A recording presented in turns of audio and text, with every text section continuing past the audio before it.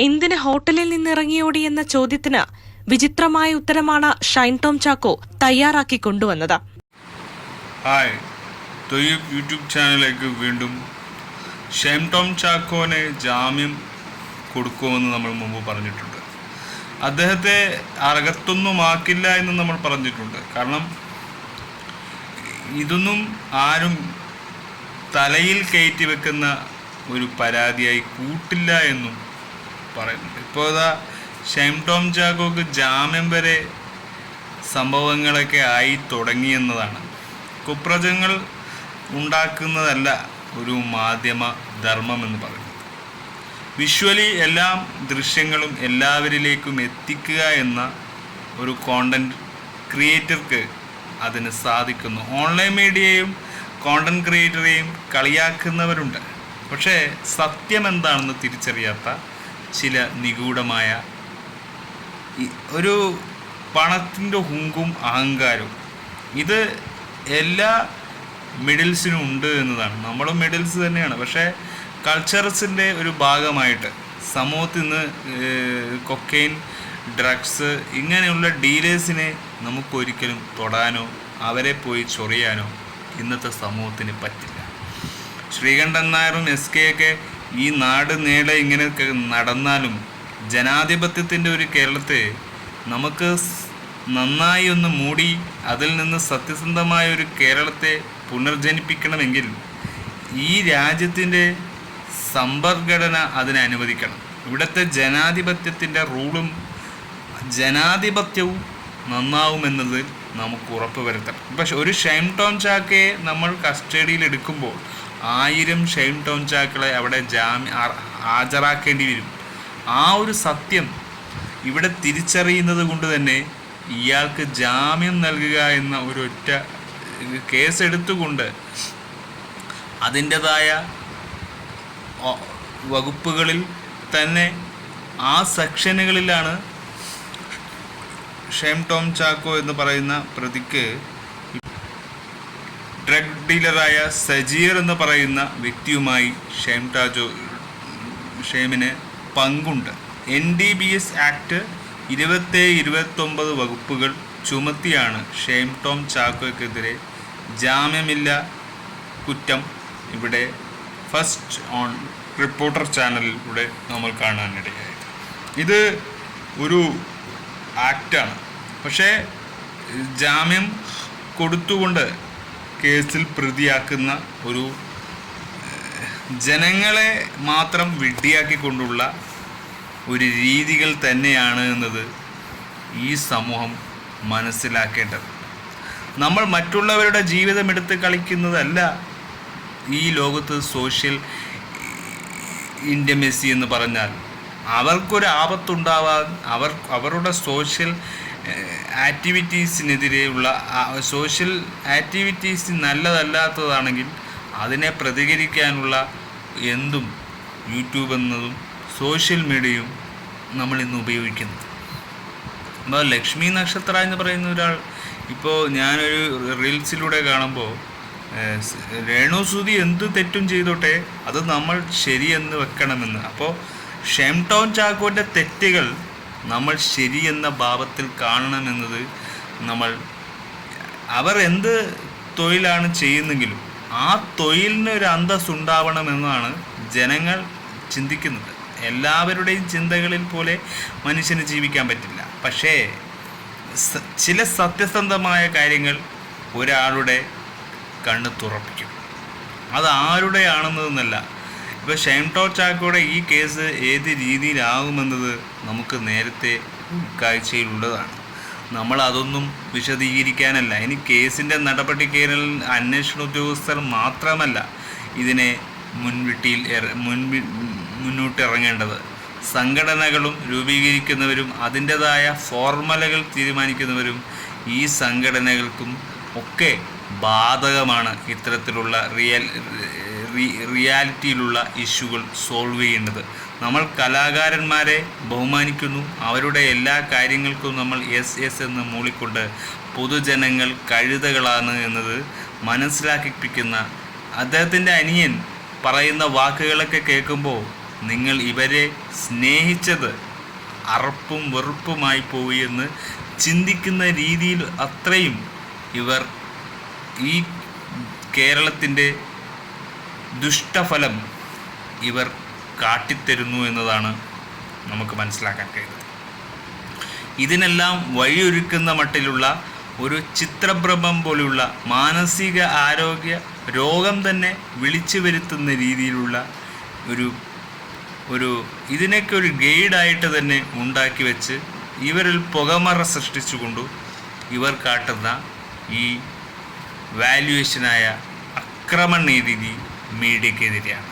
മീഡിയയെ ഒരു വിലയും കൊടുക്കാതെയുള്ള ഈ ഒരു കാറ്റഗറിയിലുള്ള മിസ്റ്റേക്സ് ഇവർ ഈ ജനാധിപത്യത്തിലെ ഏത് വ്യക്തിയായാലും ഇന്ന ആളെന്നല്ല ഏതൊരു സാധാരണക്കാർ പോലും ചിന്തിക്കുന്നില്ല എന്നതിൻ്റെ മറ്റൊരു മുഖമാണ് ഷൈൻ ടോം ചാക്കോ എന്നത്. അപ്പോൾ അദ്ദേഹത്തിൻ്റെ ജാമ്യത്തെക്കുറിച്ച് നമുക്ക് ഈ 27-29 ആക്റ്റാണ് എടുത്തെങ്കിലും അദ്ദേഹത്തിൻ്റെ കേസ് എങ്ങനെയാണ് കൊണ്ടുപോകുന്നതെന്നൊക്കെ നമുക്ക് ഒന്നും കൂടി വീഡിയോ കാണാം. എന്തിന് ഹോട്ടലിൽ നിന്ന് ഇറങ്ങിയോടി എന്ന ചോദ്യത്തിന് വിചിത്രമായ ഉത്തരമാണ് ഷൈൻ ടോം ചാക്കോ തയ്യാറാക്കി കൊണ്ടുവന്നത്. ഡോർ ഹോളിലൂടെ പുറത്തേക്ക് നോക്കിയപ്പോൾ കുറച്ച് ഗുണ്ടകളെ കണ്ടു. അവരെ പേടിച്ചാണ് ഓടിയത്.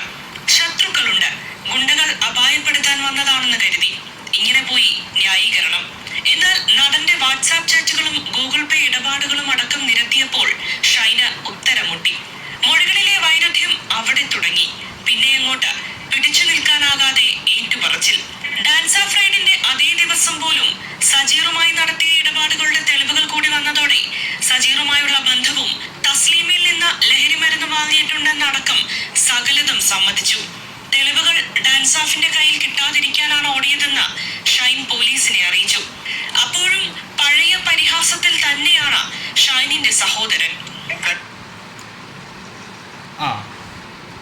ഈ ഒരു വിഷയം പരിഹസിക്കുക മാധ്യമങ്ങളും മാത്രമല്ല ഇത് കണ്ടുകൊണ്ടിരിക്കുന്നവരും പരിഹാസരാകുന്നു എന്നത് ഈ പറയുന്ന ദുഷ്പ്രവർത്തികൾ നടത്തിയ ദുഷ്പ്രചരണങ്ങൾക്ക് ചുക്കാൻ പിടിച്ചവർക്ക് കാണുന്നില്ല, അറിയുന്നില്ല എന്നൊരിതാണ്. കാരണം ഇതൊരു പോസിറ്റിവിറ്റി അല്ല, ഇത് നെഗറ്റീവ് മാത്രമാണ്. ഈ ഭരണം സർക്കാർ UDF LDF എന്നും ഒക്കെ പറഞ്ഞ് തമ്മിൽ തല്ലുന്ന BJP ആകട്ടെ ഇവർക്കൊന്നും ഭരണം എന്താണെന്ന് പഠിച്ചിട്ടല്ല ഇവർ ഇതൊക്കെ പ്രവർത്തിക്കുന്നത്. ന്യൂനപക്ഷമായാലും ഏത് പക്ഷക്കാരനായാലും സംസ്ഥാനത്ത് ഒരു ക്രൂരതയുണ്ടെങ്കിൽ ആ ക്രൂരതയെ മൂടിക്കളഞ്ഞ് സത്യത്തെ ഒളിച്ചു വെക്കുക എന്ന് പറയുന്ന ഈ രീതികളൊക്കെ അതിനെ വെളിച്ചം പകർത്താതെ അതിനെ നെഗറ്റിവിറ്റിയിലൂടെ അതങ്ങ് കെടുത്തിക്കളയുക എന്ന ഒരു കുറ്റം എന്ന് തന്നെയാണ് അതിനെ പറയുക. കൂടുതൽ സാധാരണക്കാർക്കും മനുഷ്യനെയും കുരുക്കുന്ന വഴികളിലേക്ക്, ചിന്തകളിലേക്ക് മാനസിക സംരക്ഷണം കിട്ടാത്ത ഒരു പോക്ക്. ഇത് നമുക്ക് വേണ്ടിയിട്ടല്ല, ജനാധിപത്യത്തിൽ ഈ രാജ്യത്ത് നിൽക്കുന്നവർക്ക് വേണ്ടി തന്നെയാണ് പറയുന്നത്. കാരണം ഈ സമൂഹം എന്തുകൊണ്ട് മാറുന്നില്ല എന്ന് ശ്രീകണ്ഠൻ നായർ പറയുന്നതിൻ്റെ ഒരു ചോദ്യത്തിൻ്റെ ഉത്തരമാണ്. കാരണം മാറില്ല. ഈ സാമ്പത്തിക സ്ഥിതിയും ഈ നാട്ടിലെ ക്രൈമും അതും ഒന്നോ രണ്ടോ എന്നല്ല, ലക്ഷങ്ങളോ കോടികളോ കണക്കിന് കേസുകളും ഫയലുകളും മൂടിക്കൊടുക്കുന്ന ഈ രാജ്യത്ത് ഇത്തരത്തിലുള്ള തെറ്റുകൾ സംഭവിച്ചിട്ടില്ലെങ്കിലേ അത്ഭുതമുള്ളൂ എന്നതുപോലെ ചിന്തിക്കാൻ നമുക്ക്. ഏതൊരുൻ്റെ അന്ധവിശ്വാസത്തിലായാലും എന്ത് കാര്യത്തിലായാലും അതിൽ ഒരു വിവാദം അവർക്ക് റീച്ചുണ്ടാക്കുന്നു എന്നൊക്കെയാണ് അവർ പറയുന്നത്. അതിനുവേണ്ടി മാത്രമുള്ള ഒരു സെലിബ്രിറ്റി സ്റ്റാറ്റസ് അവരവിടെ ഒട്ടും ഇടിവ് വരുന്നില്ല എന്ന് തന്നെയാണ് എനിക്ക് ഈ ഒരു അന്വേഷണത്തിലും തോന്നുന്നു. ഇത് വെറും 2-3 ദിവസത്തെ വിൻസി എന്ന പെൺകുട്ടിയുടെ പരാതിക്ക് മേൽ മാത്രം ആക്ഷൻ എടുത്തതാണോ, അല്ല ഷൈൻ ടോം ചാക്കോ ഡ്രഗ്സുകൾ ഈ സജീർ എന്ന് പറഞ്ഞവൻ്റെ കൈകളിൽ നിന്ന് എടുത്തതിൻ്റെ പേരിലുള്ള അറസ്റ്റാണ്. സംഭവം എന്താണെന്ന് നമുക്ക് തിരിയുന്നില്ല. അദ്ദേഹത്തിൻ്റെ അനിയൻ പറയുന്ന കാര്യത്തിലും നമുക്ക് ശരിക്കും പറഞ്ഞാൽ എന്താണ് ഈ അനിയൻ പുലമ്പുന്നതെന്ന് നമുക്ക് മനസ്സിലാവില്ല. ആ ഒരു രീതിയാണ് നമുക്ക് കാണാൻ പറ്റുന്നത്.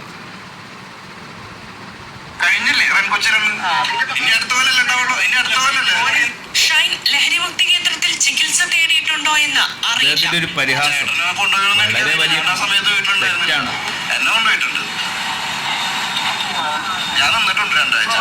വിൻസിയുടെ പരാതിയുടെ കാര്യത്തിൽ പക്ഷേ ഷൈൻ കുറ്റമേറ്റിട്ടില്ല. സെറ്റിൽ തനിക്കെതിരെ ചിലർ നടത്തിയ ഗൂഢാലോചനയുടെ ഭാഗമാണ് പരാതിയെന്ന് മൊഴി.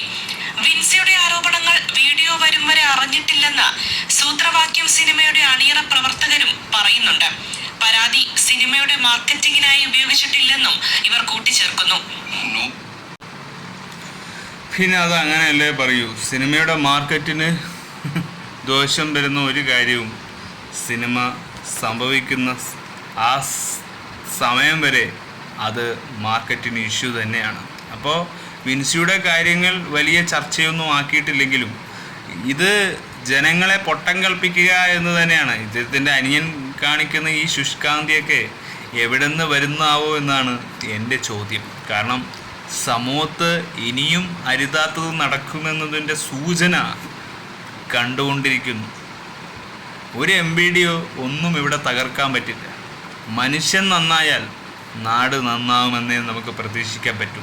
വേറെ ഒന്നും ഇതിൽ ഒന്നും ഒരു എക്സ്ക്ലൂസീവായ ന്യൂസ് കൊടുത്തിട്ടും ഈ രാജ്യം നന്നാവുന്ന ഒരു പോക്ക്, അത് നടപടിയാകുന്ന ദൃശ്യങ്ങളൊന്നും നമുക്ക് ഇന്ന് വരെ ഒരു ന്യൂസിൽ ആ ഒരു വാല്യുബിളായ കണ്ടൻറ് ക്രിയേറ്ററെയൊക്കെ പുച്ഛിച്ച് നടക്കുന്ന സെലിബ്രിറ്റികളെ കാണുന്നു. ഇവർക്കൊന്നും ഒരു സർക്കാസിസം മാത്രമാണ് ജീവിതമെന്ന് ചിന്തിക്കുന്നവരുമുണ്ട്.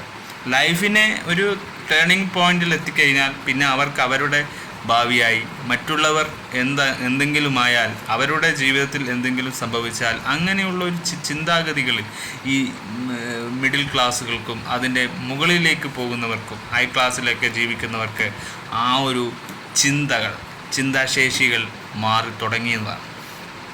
അതുപോലെ തന്നെയാണ് ഷെയ്മിൻ്റെ ഫാദറിൻ്റെ കാര്യത്തെ നമുക്ക് ഒന്ന് വിശകലനം ചെയ്യാനുണ്ട്. ചോദ്യങ്ങൾ ചോദിക്കാൻ വേണ്ടിയിട്ട് പോലീസ് സ്റ്റേഷനിൽ ഹാജരാകാൻ പറഞ്ഞിട്ടുണ്ട്. അപ്പോൾ നാളെ 3 മണിക്ക് അവനോട് പോലീസ് സ്റ്റേഷനിൽ IC അത് തിങ്കളാഴ്ച അതിന് പങ്കെടുത്തു. അത് വേദാന്ത ഹോട്ടലിൽ നിന്ന് ഇറങ്ങി ഓടിപ്പോയതിനെ പറ്റിയിട്ടുള്ള ഒരു നോട്ടീസിനെ കേസ് ആയിട്ടില്ലല്ലോ. കേസൊക്കെ ആയി വരുമ്പോഴല്ലേ നമുക്ക് അപ്പൊ അതിനെപ്പറ്റി ആലോചിക്കാം. ഇങ്ങനെ കുറെ ഓരപ്പങ്കുകളല്ലേ, അതൊക്കെ വരിട്ടാവും. അത് കഴിഞ്ഞിട്ട് കേസാകുമ്പോൾ നമുക്ക് വക്കീലിനായിട്ട് ബന്ധപ്പെടാം.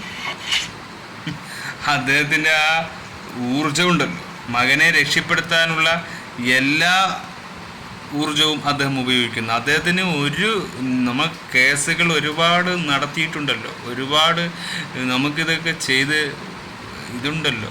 അങ്ങനെയുള്ള അദ്ദേഹത്തിന് മകനെ രക്ഷപ്പെടുത്താനുള്ള എല്ലാ വഴികളും, പിന്നെ അച്ഛൻ പ്രോത്സാഹിപ്പിക്കുമ്പോൾ മകനെന്താ ചെയ്ത, അനിയനും കുഴപ്പമില്ലാത്ത രീതികളിലൊക്കെ അദ്ദേഹം തന്നെ സ്വന്തം മാനസികാവസ്ഥയിൽ പോലും കളിക്കുന്നൊരു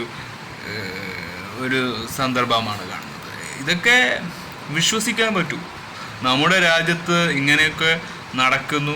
ഇങ്ങനെയുള്ള വിവാദങ്ങൾക്കൊക്കെ ചുക്കാൻ പിടിക്കാൻ പുറകിൽ ആളുണ്ടെങ്കിൽ പിന്നെന്താ ഈ നാടിന് എന്താ പറ്റാത്തത്? നമുക്കിതൊന്നും ഒരു സാധാരണ സന്ദർഭം സാധാരണക്കാരൻ കാണുന്ന രീതിയിലൊന്നും കണ്ടുകൊണ്ടിരിക്കുന്ന ഒരു കാര്യം പോലെയല്ലേ സാർ. ഇതിൻ്റെ ത്രട്ടിങ് ഒക്കെ വളരെ വലിയ ആൾക്കാർ തന്നെയാണ്.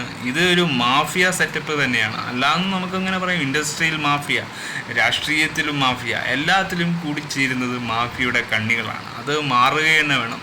എല്ലാ ദൃഷ്ടിയിലും അത് കൊണ്ട് നടക്കുന്നത് അത്ര സുഖകരമല്ല എന്ന് തന്നെയാണ്. അപ്പോൾ അദ്ദേഹത്തിൻ്റെ ഫാദർ പോലും നല്ലതാണ് പറയുന്നത്. കാരണം ഇതിനൊന്നും ഒരു പതർച്ച പോലും അവരുടെ മുഖത്തോ ഭാവങ്ങളിലോ ഇല്ലെങ്കിൽ അവർക്ക് ആ കേസ് പുല്ല് പോലെ ഇറങ്ങിപ്പോകാൻ പറ്റും. ഈ സെക്ഷനും ഈ ആക്റ്റും ഒക്കെ നിസ്സാരമാണെന്നർത്ഥം. ഈ സാമ്പിൾ പരിശോധിക്കുന്നതും ഈ സംഭവങ്ങളൊക്കെ ഷൈൻ ടോം ചാക്കോൻ്റെ രോമത്തെ പോലും ഭയപ്പെടുത്തുന്നില്ല എന്നതാണ്. അപ്പം അത്ര നിസ്സാരമായി ഈ നാട്ടിൽ ഡ്രഗ്സും കാര്യങ്ങളും ഒക്കെ ചെയ്യാൻ ഇനിയും ഒരു ബോധവൽക്കരണം നടത്താനുള്ള ചാൻസും കൂടി ഉണ്ട് എന്ന് നോക്കാം. കാരണം സമൂഹത്തിൽ ഇത് നശിക്കാൻ പോകുന്നില്ല എന്നതിൻ്റെ ഓലപ്പാമ്പെന്നൊക്കെ പറഞ്ഞ് ജനങ്ങളെ പേടിപ്പിക്കുന്ന രീതിയിലുള്ള ഈ ഒരു ത്രെട്ടണിങ് ഉണ്ടല്ലോ, അത് പൊതുസമൂഹത്ത് എല്ലാ ജനാധിപത്യത്തിലെ ഒരു ഹ്യൂമൻസിനുള്ള ഒരു മറ്റുള്ളവരെ ഒരു അവഗണിക്കുക, അവരെ പുച്ഛിക്കുക എന്ന ഒരു ത്രെട്ടിങ്, അവർക്ക് ജനന വൈബിൽ തന്നെ ഉണ്ടാകുന്ന ഒരു സ്വഭാവ സവിശേഷ കുറവ്, ആ ഒരു കുറവ് ആദ്യം നികത്തണം. മറ്റുള്ളവർ സാധാരണക്കാരൻ ചോദിച്ചാലോ മീഡിയ ചോദിച്ചാലോ ചോദ്യത്തിനെ ഡിവൈറ്റ് ചെയ്ത് അതിൽ നിന്ന് ഒഴിഞ്ഞു മാറുക, അങ്ങനെ ഒരു സന്ദർഭം ഇവിടെ ഷൈൻ ടോം ചാക്കോ ഇന്നലെ ഓടി എന്ന് പറഞ്ഞ കാര്യത്തിനേക്കാൾ വളരെ ഭീകരമാണ് ഞാൻ കണ്ട കാഴ്ച. അത് നിങ്ങൾ കാണണം.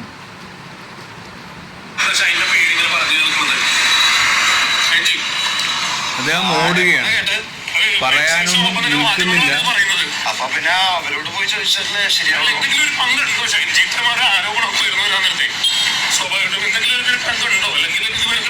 ഞാനല്ലല്ലോ പറഞ്ഞത്, ആരാ പറഞ്ഞത് നിങ്ങൾക്ക് അറിയാലോ.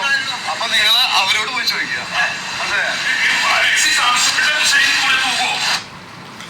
അപ്പം അത്രയാണ് ഷൈൻ പറയുന്നത്. ഒന്നും തിരിച്ച് മറുപടി പറയാൻ നിൽക്കുന്നില്ല. അങ്ങനെ ചുറ്റുപാടിലുള്ള എല്ലാവരെയും ഒരു നിശബ്ദരാക്കി അവരവരുടെ തന്ത വൈബ് കാണിക്കുന്ന രീതിയിലേക്കുള്ള ഒരു നിസ്സാരമാണ് ഇതൊക്കെ. നമ്മൾ അറസ്റ്റ് ചെയ്യാൻ ചേട്ടൻ ഇവിടെ ഉണ്ടോ, അവരെവിടെ ഉണ്ടോ, അങ്ങനെയുള്ളൊരു മോശമായ രീതിയിലുള്ള മീഡിയ ക്വസ്റ്റ്യനിങ് നടക്കും. ഇനി നമുക്കതാണ് കാണാനുള്ളത്. അദ്ദേഹത്തിൻ്റെ അനിയൻ പറയുന്ന കുറേ കാര്യങ്ങൾ കേൾക്കുമ്പോൾ ഇതിനെക്കാട്ടി വലിയ ചെറ്റത്തരം ഇല്ല എന്ന് തോന്നിപ്പോകും.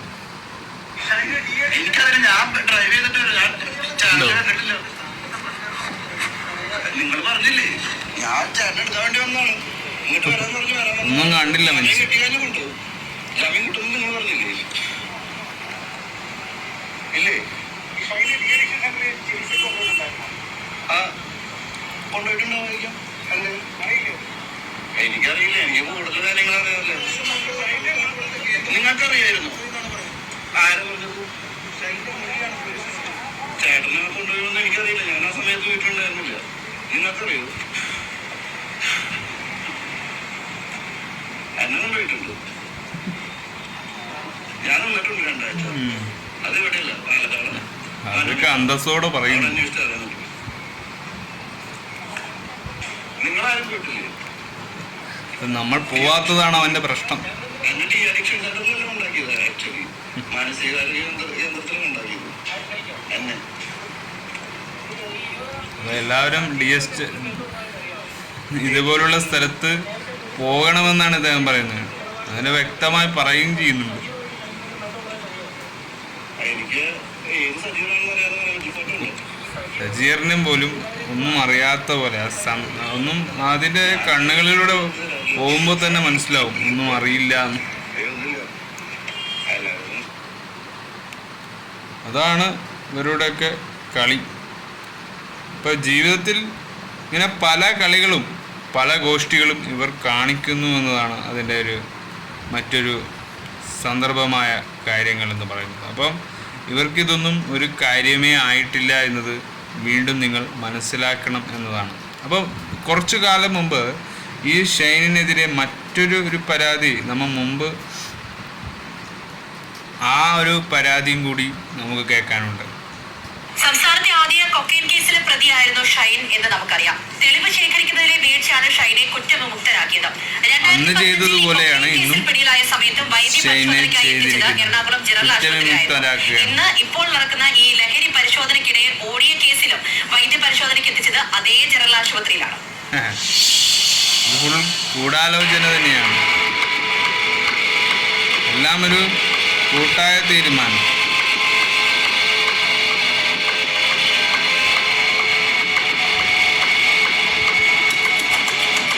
അച്ഛനും ഉണ്ട്. അച്ഛൻ നല്ലോണം ഇങ്ങനത്തെ കേസൊക്കെ ഒരുപാട് ചെയ്ത ആളാ. ഒരുപാട് കേസ് നടത്തിയ പരിചയമുണ്ടെന്നാണ് പറഞ്ഞത്.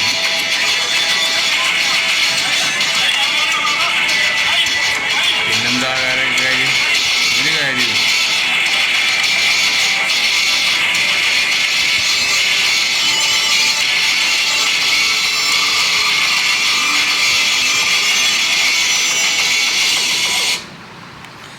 ഷെയ്മിന് ജാമ്യം. കണ്ടില്ലേ? ഇതാണ് നമ്മുടെ ലോകം. ഇത് തന്നെയാണ് സിറ്റുവേഷൻ എന്ന. നമുക്കൊന്നും ഒരു കാര്യവും ഇതിൽ ചെയ്യാൻ പറ്റില്ല എന്നതാണ്. ഒന്നും സംഭവിക്കില്ല. ഇതൊന്നും ഒരു മുമ്പ് നടന്ന രീതിയിലുള്ള കൊക്കൈൻ കേസ് പോലെ മൂടപ്പെടുക എന്നല്ലാതെ MVD പിടിച്ച അകത്താടും ഇരുമ്പിൽ ഇടവുമെന്നൊക്കെ പറയുന്നത് വെറും മോഹമാണ്. അത് ആഗ്രഹിക്കാനേ പറ്റൂ. അത് സംഭവിക്കണമെന്നത് നമ്മൾ ചിന്തിച്ചുകൊണ്ടോ നമ്മുടെ ആഗ്രഹം കൊണ്ടോ സംഭവിക്കുന്നതല്ല. ഇതൊക്കെ ഇങ്ങനെ ആക്ഷനും റിയാക്ഷനിലും വരുന്ന സംഭവങ്ങളായി മാത്രം കരുതുന്നവരാണ് ഇവരൊക്കെ ഈ സമൂഹത്തിൽ ഇനിയും പാഠങ്ങൾ പഠിച്ചിട്ടില്ല എന്ന് തോന്നുന്നു എന്നതാണ് എൻ്റെ മറ്റൊരു വിശകലനം എന്ന് പറയുന്നത്. ഒരു കോണ്ടൻറ് ക്രിയേറ്ററിന് പല രീതിയിൽ നമുക്ക് അതിൻ്റെതായ രീതിയിൽ നമുക്ക് സംശയിക്കാം. കാരണം ഇത്തരത്തിലുള്ള കേസുകൾ, ഇത്തരത്തിലുള്ള ആക്ട് പ്രകാരം വളരെ നല്ലൊരു ഗൂഢാലോചന ഇതിൽ നടക്കുന്നുണ്ട് എന്ന് തന്നെയാണ്. 27-29 ആക്ട് പ്രകാരമുള്ള വകുപ്പ് ചുമത്തി ഡ്രഗ് ഡീലറായ സജീറുമായുള്ള പരിചയം ഉണ്ട് എന്നതാണ് ഷൈനിനെ. 20,000 രൂപ അതിൽ അദ്ദേഹം കൊടുത്തു എന്നതാണ്. അത് ആ സംഭവമാണ് ചോദ്യാവലിയിൽ ഏറ്റവും വലിയൊരു വഴിത്തിരിവിലേക്ക് പോയത്. അങ്ങനെ ഒരു ചോദ്യം കൊണ്ടാണ് എല്ലാം നല്ലതിലേക്ക് പോയപ്പോൾ ട്രാൻസാക്ഷൻ ഈ പണമിടപാട് നടന്നതിൻ്റെ കുറിച്ചും അതിൻ്റെ 20,000 രൂപ ഫോണ് 3 ഫോണുണ്ട്. 3 ഫോണുകളിൽ നിന്ന് ഒരു ഫോണാണ് ഇപ്പോൾ എടുത്തിരിക്കുന്നത്. 3 ഫോണും കറക്റ്റായി ചെക്ക് ചെയ്തിട്ടില്ല. പിന്നെ എക്സൈസിൻ്റെ മറ്റതുമായി ബന്ധപ്പെട്ട് ആസ്പത്രിയിൽ കൊണ്ടുപോവുക, ഇതാക്കുക, ഇതിങ്ങനെ കൊണ്ടുപോവുക വരിക. ഇത് മുമ്പ് ചെയ്തതുപോലെയുള്ള ഞാൻ ഈ കേസ് മുമ്പും കണ്ടിരുന്നു. പക്ഷേ ഇത് ആവർത്തിക്കപ്പെടുക എന്ന് പറയില്ല. ആവർത്തനകരമായ കുറ്റമാണ് ഇപ്പോൾ നടന്നിരിക്കുന്നത്. ഇപ്പോൾ ബാസിയുടെ കേസിൽ, ശ്രീനാഥ് ബാസിയുടെ കേസിൽ ഇതുപോലെയുള്ള കാര്യങ്ങൾ തന്നെയാണെന്നാണ് ഇപ്പോൾ നടന്നുകൊണ്ടിരിക്കുന്നത്.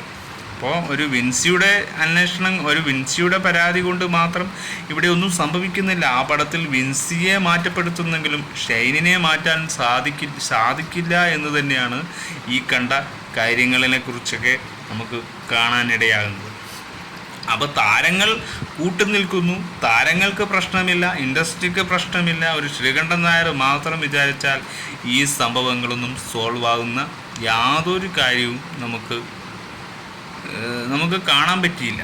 അപ്പോൾ ഈ നാട്ടിൽ എന്തൊക്കെ സംഭവിക്കില്ല, എന്തൊക്കെ സംഭവിക്കുമെന്നത് നമ്മളല്ല തീരുമാനിക്കുന്നത്, ഇവർ തന്നെയാണ്. അപ്പോൾ നമുക്കിതിനെപ്പറ്റി നോ കമൻസ് എന്ന് പറയുന്ന ആ ഒരു രീതിയിൽ തന്നെ വീണ്ടും പറയുകയാണ്, എന്താണ് നമ്മുടെ നാട്ടിൽ സംഭവിക്കുന്നത്. ഓരോ ദിവസം വരുമ്പോൾ ഓരോ വള്ളിക്കേസുകളാണ് നമ്മുടെ സമൂഹത്ത് കൊണ്ടുവരുന്നത്. അത് അവർ തന്നെ കൊണ്ടുവന്ന് അവർ തന്നെ അത് എങ്ങനെയെങ്കിലും ഒത്തുചേർപ്പാക്കും. ഇത് റീസെൻ്റ്ലി നടക്കുന്ന കാര്യങ്ങളിൽ തന്നെയാണ്. ഇതിൽ വലിയ മഹിമയോ പെട്ടെന്ന് ഉത്ഭവിച്ച പോയ ഒന്നുമല്ല. ഇത് ഒരു ഇൻഡസ്ട്രിയിൽ നടക്കുമ്പോൾ മാത്രം അത് വലിയൊരു റീച്ച് ഉണ്ടാക്കാനുള്ള എല്ലാ കാര്യങ്ങളും അവർ നോക്കുകയും അത് ആ കണ്ടൻറ്റ് അവിടെ അത്രയും സൂക്ഷ്മമായി അവർ ഉപയോഗിക്കും. പക്ഷേ എല്ലാം കഴിഞ്ഞാൽ ഒരു വിലയുമില്ലാതെ ചവിട്ടിൽ കളയുന്നത് പോലെയാണ് ജനങ്ങളുടെ നമുക്ക് കിട്ടുന്ന ഊക്ക് എന്ന് പറയും. അത് സീക്രട്ട് ഏജൻറ്റും ഒക്കെ പറയുന്നതിൽ സത്യമുണ്ട് എന്നത് ചിന്തിക്കുന്ന ഒരു യഥാർത്ഥ സാധാരണക്കാരുടെ സത്യത്തെ വിശ്വസിക്കുന്നവർക്ക് പൊതുബോധം എങ്ങനെയെങ്കിലും അവരുടെ കൺമുന്നിൽ വരും. അപ്പോൾ ഷൈൻ ടോം ചാക്കോ ചില്ലറക്കാരനല്ല. ഒരു ഷൈൻ ടോം ചാക്കോയെ പൊക്കുമ്പോൾ 100 ഷൈൻ ടോം ചാക്കോയെ അവിടെ ഹാജരാക്കിയിരിക്കണം.